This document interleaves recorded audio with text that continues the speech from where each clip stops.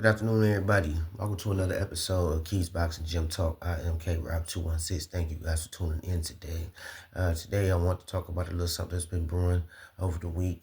We had a good week, the Ring Awards and stuff like that. I think, Crawford and Canelo, I think they're in serious negotiations and stuff like that.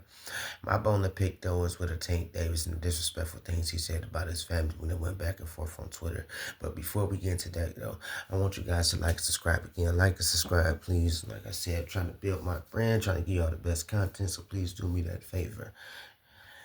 Um, Tank Davis, wonderful fighter, man.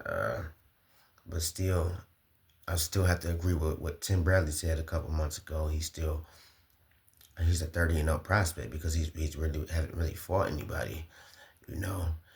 And, don't get me wrong, he does deserve to be on the pound for pound list, like on the lower side of the pound for pound list or whatever.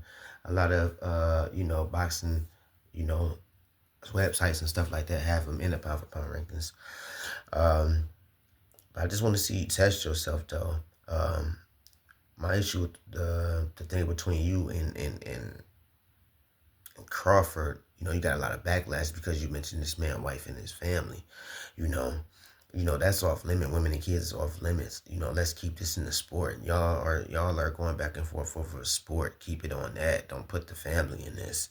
It's between y'all two. My issue is just like just hush and just fight the best. Hush and fight the best, man. Hush and fight the best. You didn't go to the Ring Awards, the Ring Magazine Awards. I guess you was on Twitter saying a lot of things, a lot of negative things about other boxers and stuff like that. You can say those negative things, but most of the people that were at the Ring Awards, like the Ryan Garcias, the Devin Haney's, the Usyks, and all that, they fighting the best. Is that why you didn't show up? Because you know that you fighting Lamont Roach. Those people that you seen at that Ringer Magazine Awards, they're scheduled to fight the best. The Bivol better be a rematch and stuff like that. So maybe you felt some type of way or something like that. That you have to go on Twitter and bash everybody. They work hard to get there, including yourself. But my thing is, I'm feeling like you're feeling insecure about the level of opposition that you've been facing. But nevertheless, though, man, women, kids, keep that out of there.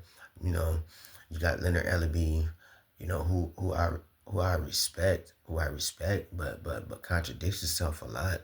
You try to brainwash, the core boxing fans, the fans that only watch when there's like a big fight going, like a Tank or Canelo, and they go to somebody's house, and you try to persuade them to make them think that it's about money and providing for his kids, and all that. But you keep saying Tank versus everybody, though. But you guys always try to dodge a question when we call out a Shakur or something like that. I remember Tank's fight. I think it was with Pitbull Cruz. After that fight, they asked him who he wanted to fight. They didn't call anybody else specific, and I think it was because you guys in his corner when Floyd was with the promotions at the time, and you Ellaby, and what he said was, whoever they put in front of me, you know. It's just a lot of stuff. You say you want to fight the best, just fight the best. This Lamont Roach dude, trying to sell his fight as best as possible. I see the other boxers, former boxers, they got their opinion on it and trying to convince everybody why this was going to be a competitive fight because they knew each other. They went back and forth. They sparred before they knew each other in the amateurs, but it's a whole different ball game, though. Roach, I like Roach, but he did lose to a faded, Jamel Herring, somebody that wasn't even at his best. So that just tells you everything you need to know. I know styles make fights, but this man has no power and he poses no threat to Tank Davis. So yes, we would like to see you fight the Shakur Stevensons and stuff like that. Yes, we want to see you fight Devin Haney and stuff, and not with Leonard Ellaby, insulting the intelligence of the hardcore boxing fans. You put up a post on Twitter, and I think I got it, and I have it in a YouTube short. You said it's crazy how people abuse Pedraza after Tank exposed him. And I start thinking to myself, that's crazy. You said that everybody just want to pick up Pedraza, but it's crazy how everybody want to go after Gamboa after Tank, did what he did to him, knocked him out in his prime. And you're a fighter, Tank. Y'all chose to fight a Gamboa when y'all finally got out in the 12th round. They're knocked out. So I just wanted to make it make sense. Tank says he wants to do this, he wants to do that. He wants to spend more time with his family.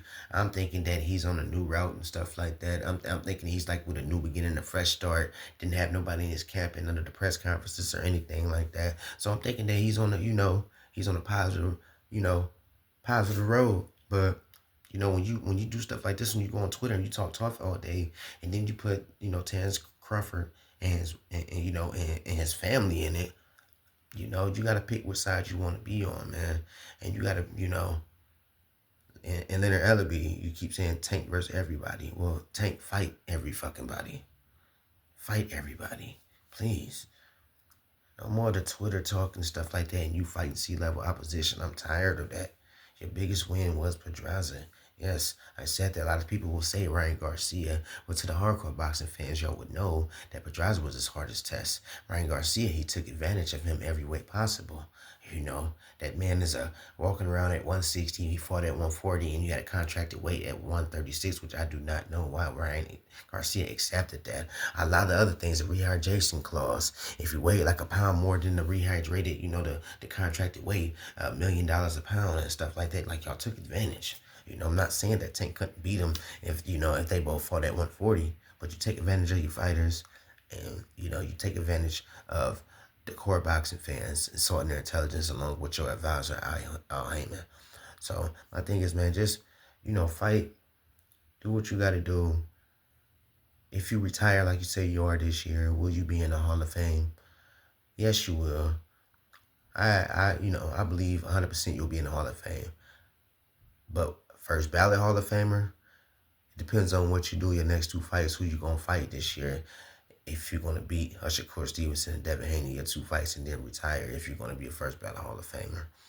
So that is all my time, y'all. I just want to drop that on y'all, drop y'all some knowledge. Anything that y'all want to ask me, put in the comments. Like and subscribe, please. I appreciate it. I'm to 29 subscribers right now. 31 more, then I can go live. So, thank you. Like and subscribe. You guys have a good afternoon. I'm going to do the same thing.